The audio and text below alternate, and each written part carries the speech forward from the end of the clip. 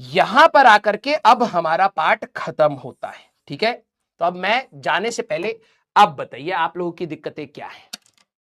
Yes, देखो यार, हम लोगों की जर्नी थोड़ी डिले स्टार्ट हुई थी, लेकिन हम लोगों ने पूरी कोशिश करी है कि हम जस्टिस क्रिएट करें। ठीक है, अपने कंटेंट के साथ। हाँ, कोई भी इंसान परफेक्ट नहीं होता, ना आप है ना मैं हूं, मेरे से भी कुछ कमियां रही होंगी। अब बात आती है 11वीं। अब आप लोगों ने देख लिया कि 10वीं से 11वीं का समय बहुत जल्दी भागा। मेरे वर्ड्स को बहुत ध्यान से सुनना, बहुत कमियां रही होंगी। ये कमियां आप लोग प्लीज ध्यान रखना कि आप सभी के अंदर क्या क्या कमियां रही। इसको 12वीं में हमें नहीं करना है। आप ये समझिए सिर्फ 1 साल बचा है आपके जे एडवांस में, इस तरीके से सोचिए। क्योंकि बीच में 5-6 महीने सिर्फ एग्जाम चलेंगे। दिसंबर के बाद आप टोटली एग्जाम मोड में होंगे। टीचर्स आपके पिक्चर से हट जाएंगे, you will be in the front line, और आप ही को एग्जाम से लड़ना पड़ेगा। हाँ, हम लोग बीच बीच में आपके साथ खड़े होते हुए दिखेंगे आपको, लेकिन जिन बच्चों को आदत है कि सर आप हाथ पकड़ के चलो तो ही चलेंगे, आप बताओगे तो ही होगा, ऐसे नहीं कर पाओगे दिसंबर के बियॉन्ड। क्योंकि दिसंबर के बियॉन्ड आपके पास अपने प्री बोर्ड्स होंगे, बोर्ड्स के प्रैक्टिकल्स होंगे, आपको अपने मॉक टेस्ट देने होंगे, जेई मेंस हो जाएगा, उसी में आपका बोर्ड्स होएगा, फिर उसके बाद आपका जेई मेंस 2 होगा, फिर आपके पास एडवांस होगा, कुछ बच्चे बिट्स भरेंगे, कुछ बच्चे WBJE भरेंगे, और भी फलाना ठिकाना बहुत सारे फॉर्म्स होते हैं, आप भरोगे। सीधे आप जून तक एग्जाम फ्रंट पर रहेंगे, and it's not easy to maintain that status. बीच में इतना गंदा सिचुएशन आता है कुछ बच्चों का कि पूरी 2 साल की मेहनत खराब कर लेते हैं, दिमाग काम करना बंद हो जाता है। तो इसलिए मैं कहता हूं बहुत लोड लेकर के पढ़ाई नहीं करना है, बिल्कुल सिंसियर होकर के पढ़ाई करना है, टेंशन फ्री होकर के पढ़ाई करना है। क्योंकि ये जो हमारी रेस है, ये स्प्रिंट नहीं है, ज्यादा तेज दौड़ोगे खत्म हो जाओगे, गारंटी बता रहा हूं। ये बहुत आराम आराम से मैराथन टाइप का है। धीरे धीरे अपनी एनर्जी को कंजर्व करिए और धीरे धीरे अपने आप को प्रोग्रेस में रखिए। ठीक है, सोचो कितनी कॉपियां हैं, इतना कंटेंट है। अगर आप एक ऐसे स्टूडेंट हैं जिसकी रिटेंशन बहुत अच्छी है, आप 1-2 बार पढ़ते हैं, आपकी परमानेंट मेमोरी में वो सेट हो जाता है, you don't need to make short notes. अगर आपकी रीडिंग हैबिट इतनी अच्छी है, आप बहुत फास्ट रीडिंग करते हैं, और आपने नोट्स बहुत कंसंट्रेशन से बनाए थे, आपको पता होता है कि यार मैंने इस कॉपी में यहां ये लिखा था, यहां ये लिखा था, आपको शॉर्ट नोट्स की लिखित तौर पर कोई जरूरत नहीं है, बिलीव मी। लेकिन कुछ बच्चे क्या होते हैं, सर नोट्स बना रहे, दिमाग ऑफ करके देखा लिखा, देखा लिखा, क्या लिख रहे हैं उसको कोई लेना देना नहीं है, समझ भी रहे तो अधूरा समझ रहे हैं, अपने जबरदस्ती के डाउट्स बना रहे हैं, ऐसा हो जाए वैसा हो जाए, फंडामेंटल क्लियर नहीं है, ऐसा हो जाए वैसा हो जाए, जबरदस्ती के मॉडिफिकेशंस कर रहे हैं फिजिक्स में। आपको शॉर्ट नोट्स की जरूरत पड़ेगी। क्यों? क्योंकि आप अपने नोट्स से ही नहीं समझ पा रहे हैं। तो शॉर्ट नोट्स उनको चाहिए जिनकी रिटेंशन अच्छी नहीं है और जिनकी परमानेंट मेमोरी में चीजें एक बारी में जा नहीं रही है। तो वो मल्टीपल टाइम्स आप, अब पूरी कॉपी थोड़ा ना, किसी किसी बच्चे ने 9-9 कॉपियां, 5-5, 6-6 कॉपियां हैं, अब आप पूरी 5 कॉपियां थोड़ा ना रिवाइज कर पाओगे। तो आप कोशिश करोगे कंसाइज फॉर्म में जाने के लिए। तो अभी आपके मान लो कि 30 पन्ने में एक चैप्टर खत्म हुआ, तो आपने उसको कंसाइज करके 10 पन्नों में ले आए। फिर 2-3 बार रिवाइज करोगे तो हो सकता है 2 पन्ने में चला जाए, फिर 2-3 बार और रिवाइज करोगे, हो सकता है 1 पन्ने में, वन साइड में ही आपका चैप्टर खत्म हो गया, मेन मेन पॉइंट, बाकी चीजें परमानेंट मेमोरी में। तो ये आपको प्रैक्टिस के साथ करना पड़ेगा। क्लियर है क्या? Yes sir, we should do PYQs only. Yes, only PYQs. देखो दुनिया में क्वेश्चंस की कमी नहीं है, ठीक है, दुनिया में क्वेश्चंस की कमी नहीं है। आप करते चले जाएंगे, सवाल आते रहेंगे आते रहेंगे, लेकिन हाँ रेलिवेंट सेट को उठाइए, उसको ट्राई करिए। जे एडवांस में भी आप अपने क्वेश्चंस को ट्राई करना चाहते हैं, बिल्कुल करिएगा, हताश मत होइएगा। मैं आपको पहली रीजन बता रहा हूं, जे एडवांस का खेल अलग होता है, वो क्रिटिकल थिंकिंग के ऊपर होता है और धीरे धीरे वो चीज डेवलप होती है। Once you get to the JEE Mains level, you get most of the questions correct, that means आपकी क्रिटिकल थिंकिंग अब धीरे धीरे बननी स्टार्ट होगी। It will take time, right? तो जेई एडवांस की भी आपको बिल्कुल ट्राई करनी चाहिए, हम लोगों ने उसको पढ़ाया है। लेकिन अगर आप नोटिस करेंगे जेई एडवांस के लिए प्रॉपरली हमारे पास वरुण बैच में जब आप लोग जाएंगे 12वीं के बाद, तो वहां पर कोर कंसंट्रेशन के साथ हम लोग पढ़ेंगे। तब तक कई बच्चों का क्रिटिकल थिंकिंग बन चुका होता है उस चीज को एब्जॉर्ब करना। अभी कंसेप्ट भी सीख रहे हो, रिटेंशन भी कर रहे हो, प्रैक्टिस भी कर रहे हो, भारी अचानक से सवाल ले लोगे, डिमोटिवेट हो जाओगे। तो yes, it should be gradual, ठीक है? तो धीरे धीरे अपना लेवल बढ़ाइए और डेफिनेटली आप एडवांस के पीवाईक्यूज को भी ट्राई करिए। जबरदस्ती वो कठिन सवालों पर जाने की अभी जरूरत नहीं है, ठीक है? तो कुछ चीजें मैं आप लोगों को बोलूंगा, इट्स अ मैराथन, जो मैंने आपको बात बोली है। आप प्लीज इतनी तेजी से मत दौड़िएगा कि आप बहुत जल्दी थक जाए, सेचुरेट आउट हो जाए। अभी कहानी आपकी यहां से 1.5 साल लंबी है, जिसमें आधा साल आप ये मानिए आप सिर्फ एग्जाम देने वाले हैं लगातार, कुछ नया नहीं, ठीक है? क्लास के notes are going to play the major role, definitely. कई बच्चे होते हैं जो 100 मार्क्स से भी नीचे स्कोर करते हैं जेईई मेंस में, उनका सीधा एक कारण है कि आपने नोट्स नहीं पढ़े। गारंटेड, मैं लिखित तौर पे बोल सकता हूं, क्योंकि हर टीचर क्लास में जब नोट्स बनाता है तो वो सारी कैटेगरीज को कहीं ना कहीं टच करने की कोशिश करता है, जिससे एक होलिस्टिक अप्रोच बन जाती है बच्चे की। आपने क्लास ही नहीं पढ़ी 100 मार्क्स से नीचे, श्योर शॉट, ठीक है।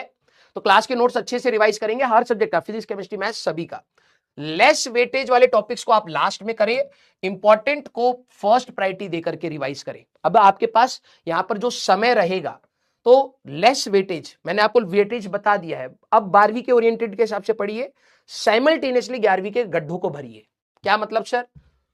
जैसे अब कोई बच्चा कहे यार मेरी ना 11वीं 11th वेस्टेड, अभी लिख भी रहा है, अब वो जोश में आएगा, पता क्या करेगा, मैं यूनिट से पढ़ूंगा, खत्म हो जाएगा दूसरे चैप्टर तक, क्योंकि तेरे अंदर पूरे साल तो एनर्जी रही नहीं, कंसिस्टेंसी तूने डेवलप नहीं करी, और तू सोच रहा है कम टाइम में मैं बहुत कंसिस्टेंट होकर के निपटा दूंगा, होने नहीं वाला।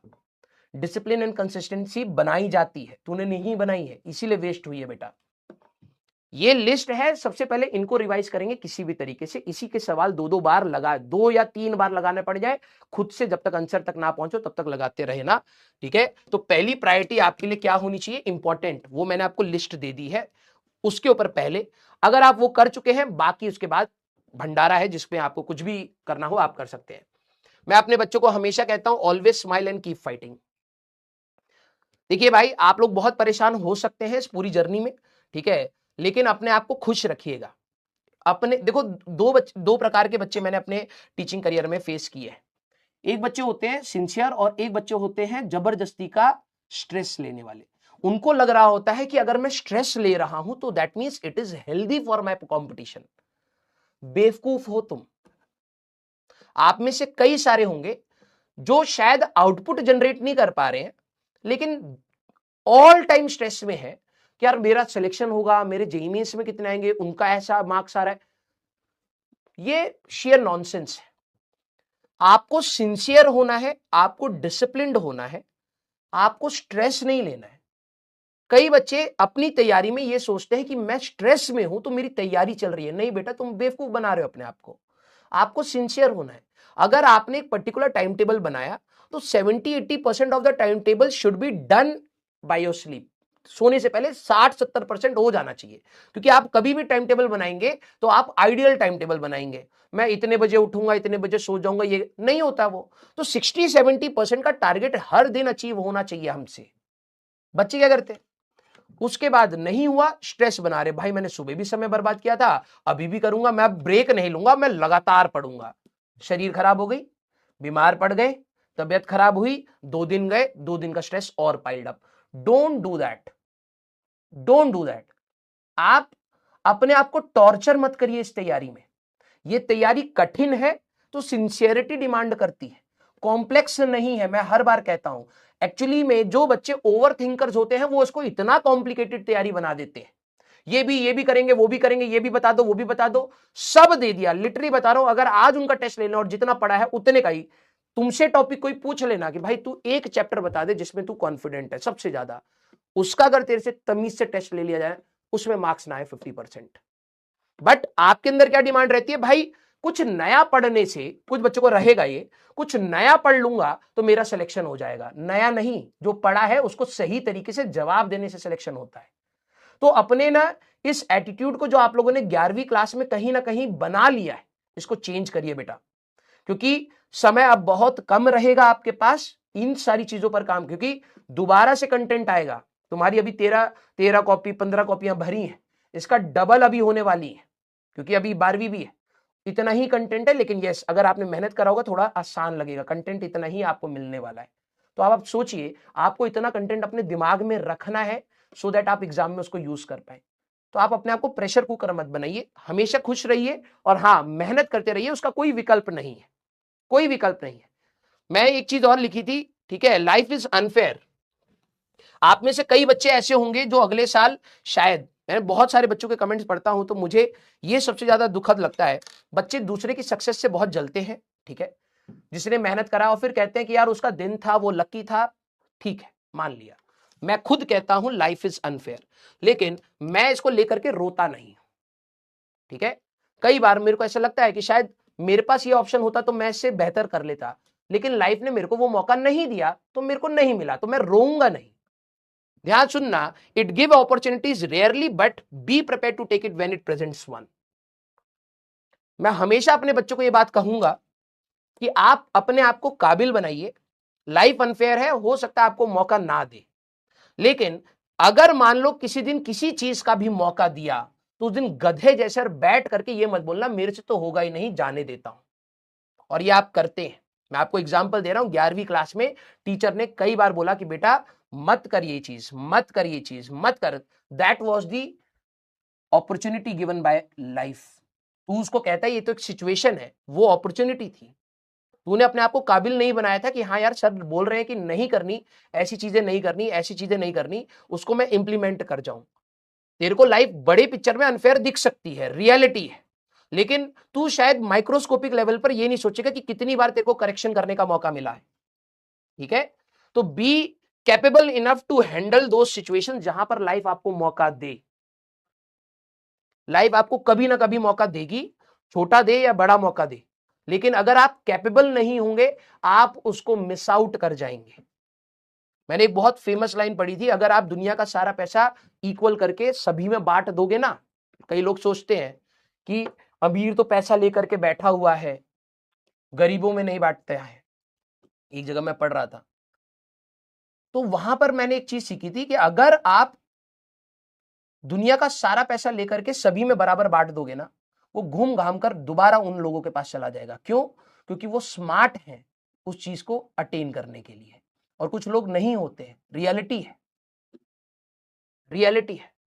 सभी को बराबर पैसा मिल जाएगा ना, 2 साल के बाद आप देखना जो बेवकूफ होंगे वो उसको इस तरीके से खर्च कर देंगे बिना लॉन्ग टर्म प्लानिंग, बिना उसके, वो दोबारा वहीं जाएंगे क्योंकि उनका एटीट्यूड वैसा है।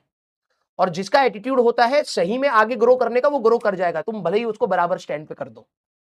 एटीट्यूड का भी अंतर होता है। तो यहां से आप ये समझिए दोबारा आपका 12th में T=0 सेट होगा, फिर आप दोबारा से स्टार्ट करने वाले हैं। सभी लोग, जो स्मार्ट होगा वो खींच करके ले जाएगा बेटा जो उसको ले जाना है।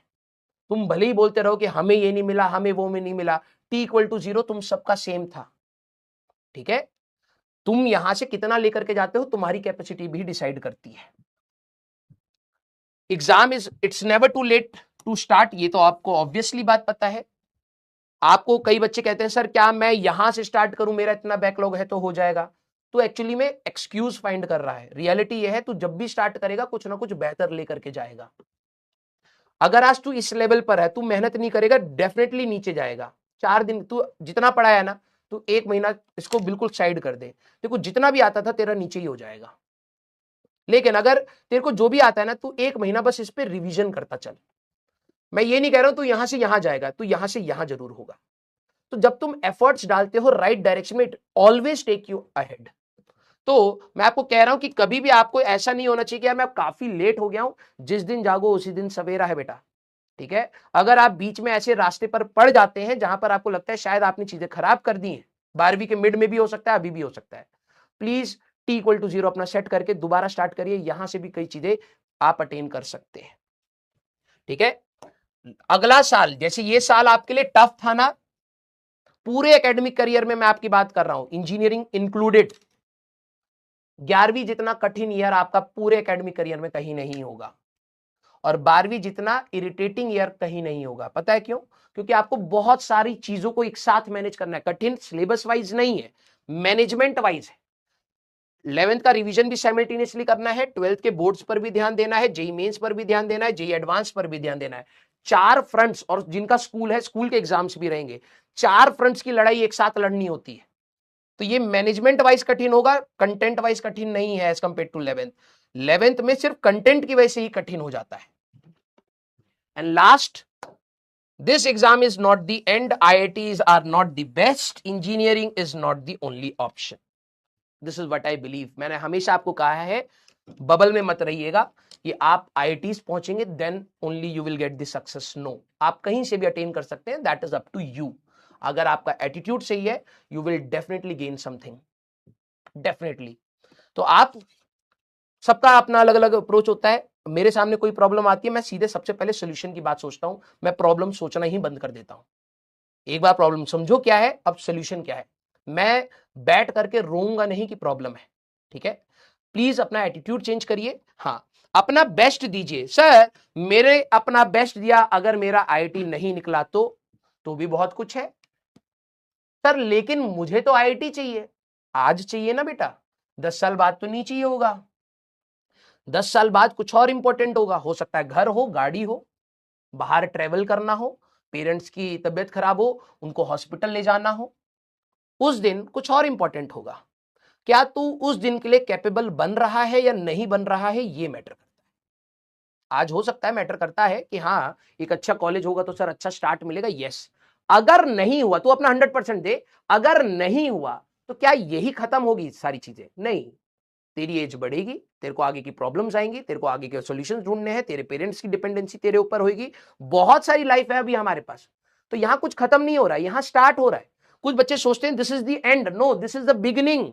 अभी तक तो तू बच्चा था भाई, अब जाकर के तू वोटर बनने वाला है, अब तेरे देश को तू वोट दे करके संभालने वाला है, तेरे को डीएल मिलने वाला है, अब लोग तेरे को सीरियसली लेना स्टार्ट कर रहे हैं, तू इसको एंड समझ रहा है, this is the beginning of your life. इससे पहले तू बच्चा था, जो भी तेरे ओपिनियन थे सब आसपास से बन रहे हैं, अब तू सीख सीख करके, किसी ने बोला तेरे को अच्छा लगने लगेगा, क्यों? क्योंकि तू यार ओपिनियटेड तू बहुत जल्दी हो जाता है। अब तू लाइफ के प्रॉब्लम से सीखेगा, यार ये चीज नहीं करनी चाहिए, ये चीज करनी चाहिए।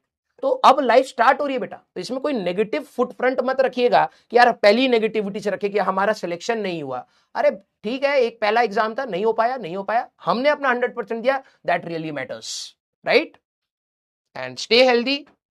मैं तो आपको यही बोलूंगा कि भगवान करे आपकी हेल्थ हमेशा साथ रहे, क्योंकि देखो भाई काम खत्म कभी नहीं होगा, ठीक है।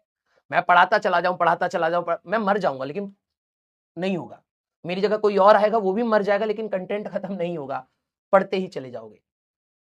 लाइफ में बैलेंस बनाना बहुत इंपॉर्टेंट है। आप पढ़ाई करिए, बिल्कुल पढ़ाई करिए, वो आपका कर्म है, लेकिन एक हेल्दी माइंडसेट के साथ पढ़िए, एक अच्छे शरीर के साथ पढ़िए। तो मैं आप सभी लोगों को सबसे पहले तो भगवान से यही मांगूंगा कि आप पूरी जर्नी में कोई ऐसा मेजर बीमारी से ना, देखो बीमारियां हो सकती हैं, उसका एक्सेप्टेंस होना चाहिए। आपके हो सकते हैं कुछ दिन जाएंगे, तबियत खराब, कभी बुखार कभी जुकाम, हो सकता है, नेचुरल है, ठीक है। लेकिन भगवान से मैं पे करूंगा कि पूरे आगे की जर्नी में आपको कोई ऐसा मेजर प्रॉब्लम्स ना आए, और ये सिर्फ प्रे से नहीं होगा, आपको अपनी रेस्पॉन्सिबिलिटी लेनी पड़ेगी कि आप भी अपने हेल्थ का ख्याल रखेंगे। आप थोड़ा वॉक कर सकते हैं, थोड़ी रनिंग कर सकते हैं, थोड़ी जिमिंग कर सकते हैं, थोड़ा स्पोर्ट्स खेल सकते हैं, कुछ ना कुछ एक्स्ट्रा अपनी लाइफ में जरूर एडिड रखिएगा। सिर्फ ये तैयारी ही आपकी लाइफ नहीं होनी चाहिए, ठीक है। हैप्पी, बिल्कुल, लाइफ तो बैठी ही है रुलाने के लिए, है ना। अगर आप एक बार मुड़ करके देखोगे, आपको हर जगह प्रॉब्लम पहले दिख जाएगी। ह्यूमन का माइंडसेट सबसे पहले प्रॉब्लम पर आता है, तो खुश रखने की रेस्पॉन्सिबिलिटी भी अपनी लीजिए कि हमें खुश रहना है, ठीक है, थोड़ी बहुत ऊपर नीचे चीजें हो जाती हैं, इतना लोड लेकर के कुछ नहीं करेंगे, ठीक है। हम्बल, आप बहुत बड़े इंसान बन जाए, लेकिन अगर आप हम्बल नहीं है तो मुझे नहीं लगता कि आप उसको सस्टेन कर पाएंगे अपनी सक्सेस को, ठीक है। आपको अपनी सक्सेस जैसी भी मिले, छोटी मिले बड़ी मिले, उसको सस्टेन करना या उससे आगे ले जाना, हम्बल होना बहुत जरूरी है। And once you gain the knowledge, क्योंकि आप उस प्रोसेस में है जहां आप नॉलेज को गेन करेंगे, ठीक है, तो आपके अंदर एरोगेंस नहीं आना चाहिए। आपके बहुत सारे दोस्त होंगे जो आपसे वीक होंगे, ठीक है, आपका कोई दोस्त आपको नहीं पढ़ाना चाहता या नहीं फॉर्मूला बताना चाहता या नहीं जवाब देना चाहता, that is up to him. लेकिन अगर आपको कभी भी ऐसा दोस्त मिले या कोई व्यक्ति मिले जिसको आप कहीं पर भी अपने एकेडमिक फ्रंट पर भी मदद कर सके, फिनेंशियल तो ऑब्वियस है नहीं कर पाएंगे क्योंकि आप खुद पेरेंट्स पर डिपेंडेंट है, लेकिन अगर आपको लगे कि आप एकेडमिक फ्रंट पर थोड़ी बहुत अपने जोन में रह करके अपना बहुत बड़ा नुकसान ना करके कर सकते हैं, तो आपको डेफिनेटली करनी है, ठीक है। हम्बल रहिएगा and respect those who deserve it. Obviously हर कोई डिजर्व नहीं करता है, ठीक है। पहले मैं कहता था बेटा सबकी इज्जत करो, लेकिन जो खुद अपनी इज्जत नहीं कर रहे वो तुम्हारी भी नहीं करेंगे। तो जो डिजर्व करे उनको डेफिनेटली रिस्पेक्ट करिए, ठीक है, उनकी बातों को समझिए और उनको हर्ट मत करिए, ठीक है। और जो डिजर्व नहीं कर रहे हैं तो कर्मा तो कई बार भगवान लेट देते हैं, तुम सही समय पे दे सकते हो। मुझे अब ये लर्निंग हुई है, ऑल्दो मैंने टैटू बनवा रखा है कर्मा का, लेकिन अब मुझे लगता है कई बार कर्मा लेट मिलता है, तो राइट टाइम पर देने की रेस्पॉन्सिबिलिटी भी हम पर ही होती है, तो जवाब देना जरूरी होता है। यस, हाँ, love you all, thank you so much, thank you so much. It was a great journey, बड़ा मजा आया आप लोगों को पढ़ाने में, ठीक है। बड़ा मजा आया आप लोगों को पढ़ाने में। खूब हंसाया, खूब तंग भी किया आप लोगों ने, लेकिन ठीक है, दैट इज द पार्ट जो हमारे प्रोफेशन में रहता है और अच्छा लगता है, ठीक है। इंटरेक्शन का टाइम है और हम लोग आपसे बातचीत कर पाते हैं, ठीक है। तो जर्नी आपकी यहां से स्टार्ट हो रही है, पॉजिटिव रहिएगा, चाहे जैसा भी फ्रंट हो, मेरे वर्ड्स को बहुत सीरियसली सुनिएगा, चाहे जैसा भी फ्रंट हो, ठीक है। नेगेटिव माइंडसेट मत करिएगा। बहुत सारे लोग हैं जो आपको नेगेटिव करेंगे, अगर आप खुद से ही अपने आप को नेगेटिव करने लग जाओगे, कोई नहीं पुल कर पाएगा, ठीक है। स्टे पॉजिटिव, जैसी भी सिचुएशन हो उसके अंदर एक पॉजिटिविटी ढूंढिएगा, आगे बढ़ जाइएगा।